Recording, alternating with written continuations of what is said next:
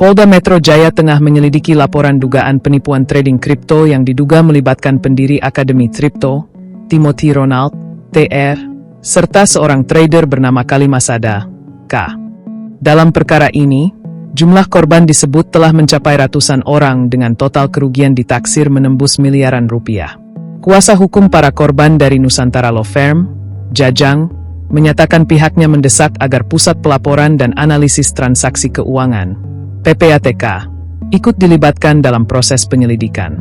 Menurutnya, kasus ini tidak hanya mengarah pada dugaan penipuan dan pelanggaran Undang-Undang ITE, tetapi juga berpotensi mengandung unsur tindak pidana pencucian uang, TPPU.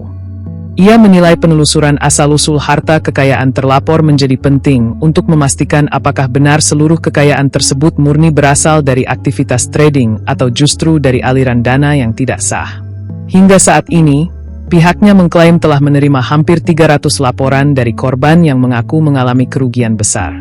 Beberapa di antaranya disebut kehilangan dana hingga 4 miliar rupiah, 5 miliar rupiah, bahkan ada yang mencapai 6 miliar rupiah per orang. Untuk satu klien saja, kerugian yang dialami hampir menyentuh 3 miliar rupiah, dan jumlah korban disebut terus bertambah. Jajang menjelaskan, para korban awalnya tergiur dengan janji keuntungan fantastis dari trading kripto yang diklaim bisa mencapai 300 hingga 500%. Namun pada praktiknya, dana yang mereka investasikan justru anjlok hingga 90%. Ia mengungkapkan bahwa pihaknya telah menyerahkan berbagai bukti tambahan kepada penyidik, mulai dari catatan transaksi, kode referral, hingga materi promosi berupa video yang menjanjikan keuntungan besar. Menurutnya, semua klaim tersebut bertolak belakang dengan kenyataan yang dialami para korban. Jajang juga membantah anggapan bahwa laporan para korban hanya didorong oleh emosi karena merugi. Ia menegaskan seluruh laporan disusun berdasarkan data dan bukti konkret, bukan asumsi atau rekayasa narasi.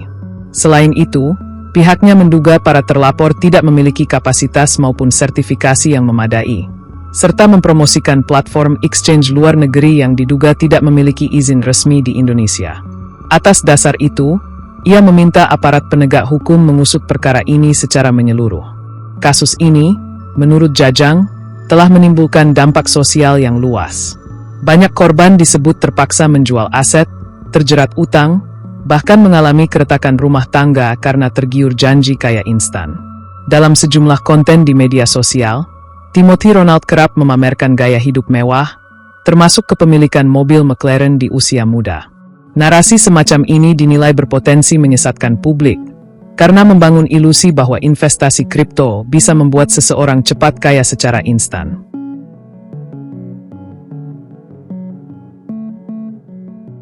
Download Tribun X sekarang, menghadirkan lokal menjadi Indonesia.